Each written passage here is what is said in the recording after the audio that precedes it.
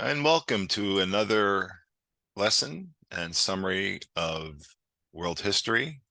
And we'll be looking at Unit 2, Section 3, which is the Indian Ocean trade route. So this is the second big trade route.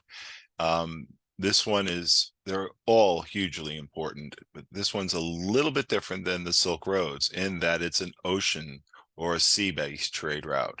And this is probably selling a lot more goods than the Silk Road because they're using ships that have huge holds. They can hold a lot more cargo. And so that's why it's a very influential route. And it's going to have amazing technological and cultural effects, just like the Silk Road had, but even more so in some ways because so many more so much more trade was going on. I mean, a lot of stuff is being sent around here. So the Silk Road is nice, but unless you have a lot of luxury items and can afford them, you are more likely to use goods from this trade route. Okay, so the biggest trade route of this, the trading route of this period, this is actually the one that the Europeans are going to want to get to. They want to get to this trade route so they can get on these goodies and because they're going to get shut off, especially after 1450 when Constantinople's taken over by the Ottomans. Um, it's mostly peaceful. There's a lot of piracy, and you can thank the Chinese and Zheng He for taking care of a lot of that piracy. They patrolled those waters and made sure goods were safe to get by there. Trade here is focused on everyday bulk items, timber, textiles, rather than silk and porcelain. A lot of food is going to be transported along this route. And all the big travelers are going to use this route to get around. Marco Polo uses this, Ibn Battuta uses it, and of course Zheng He is all over the place in this route. So let's take a look at this route. And it goes, now it's not like it's just going in one direction, it's going in multiple directions, but this is connecting China with South Asia, with also Southeast Asia, this area here, and Africa. So it's a really busy trade route connecting a lot of things. And you can see some of the goods that are being sold along different ways. Now, that's kind of important. And again, Zheng He has a big role, not only in the ships that he uses and other people use, but also in patrolling it for pirates. So let's go ahead and look at some of the details. Again, our key skill that we're working on and the essential question are, what are the causes and effects of this trade route? So the major trade routes, the Silk Road, the Indian Ocean route, and the Trans-Saharan route, they probably have more to do with the shaping of old and new cultures than anything else in the time period in Afro-Asia, much, and to an extent Europe, but mostly in Afro-Asia. And the Indian Ocean trade route is so important because so many people are traveling in these large boats. Prior to this, this is prior to when you start having European navigation going to and forth from the Americas, Africa, and Europe, that triangular trade. This is the biggest sea-based system which had ever existed. The Atlantic trade route will become bigger. So some of the goods that are being sold in this region, and some of them are not, like you're not getting as much porcelain. You're going to get some. Ivory and gold will be coming through the Trans-Saharan route, but some will also be coming here. What you're getting a lot of are spices, cotton, pepper, and some food. You're getting foods from Africa, and of course you're getting other foods from Asia, bulk items, textiles from India, wood from all over various regions. So this is a bulk item, and they're being carried in the hulls of these large ships that are called junks. And these are Chinese ships, and you can remember junks by saying you can put a lot of junk into a junk.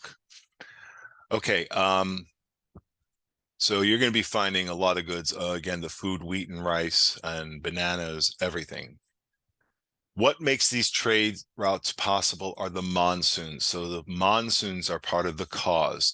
Now, the monsoons are very predictable weather patterns that take place in the Indian Ocean and this area. And they go northeast. They blow northeast in the summer, and I'm sorry, In the summer, they blow northwest, and then in the winter, they blow southwest. So you could really predict and plan your route. So if we look back at our map, we can look, and these are representing the monsoons. If we go here to look at this map, and we can see that the maps are very the weather patterns are very predictable. You can see them blowing this way and that way, and the sailors could use this. The increase in naval technology is going to get a big boost. They already had some technology. As time goes on and more people participate in it, technology is going to improve. And you can see the size of some of these boats. They're huge. These are examples of Zheng He's trips, a treasure fleet, and it's mostly junks. So again, we're talking about the junks. Improving technology is going to be in the sails, the compasses, and astrolabes. Sails, lateen sail is a big improvement. It's a big innovation, and this allows for directions to be changed and also for speed. The compass gives you the base direction, and one that's not talked about as much as the astrolabe, which might be the most important of all, because you can find out where you are east by west or in your parallel of latitude really accurately by using the astrolabe, which is a device you would place and then look and locate and see what stars are present and the degrees that they're at, and you can then pinpoint your latitude. Now, if you know your latitude, you can now use the compass and go in the direction you want to go using your charts. The Indian Ocean, a big thing in this. Obviously, it's changing the technology. So we're saying that it basically forwarded technology because people want to make money. Money is a good motivator for technological change. You're also going to have disease spread because, again, bubonic plague is on this route also. So it's spreading and it's taking its toll on people. But culture is really also changing. And this is the idea of these cities. We use the phrase that city air breathes more free because there's more opportunity, but there's also more culture. You're going to have people from all over these regions, and they're exchanging their culture. And the one overwhelming culture that's getting exchanged is Islam. Islam is coming. Now, why is it Islam? Well, the Islamic religion has a huge amount of emphasis on trade being a good thing. It's within the Quran and in their tradition. So these were people who wanted to trade, they wanted to invest, they wanted to make money. And Islamic traders are going to start appearing all over this region. So you're going to start having Islam showing up not just in the Middle East, but all over Africa, all over the east coast of Africa. Islam is going to spread into Central Asia, into the port cities, into South Asia, into Indonesia, Southeast Asia. So Islam is going to start having a presence because Muslims they would move into these areas to set up trade posts and to set up little shops of trade, exchange networks. And they bring their religion with them. And as they interact with the new people, they spread their language, but they mostly are spreading their religion. And then a small population center will grow, and all of a sudden you have a mosque showing up. So the Muslim religion is a big cultural exchange that's happening, and it's affecting the spread of Islam throughout this region. Now, also Buddhism is going to be spread, especially in Southeast Asia through this trade route. So in Southeast Asia, the islands that we looked at earlier, they're right in the middle of the Indian Ocean trade route. This is going to make them very rich. You have to stop there. They were havens for a lot of pirates operate there. So a lot of times it was a game of hide and seek, and you'd want to get into the port to make sure you're safe. That makes these ports become very important and very wealthy. You have the Swahili kingdom is going to rise in East Africa, and you can have city-states all over Africa start appearing around the 9th century, and they become stronger. You also have the development of language when African dialects are mixing with Middle Eastern dialects in Arabic.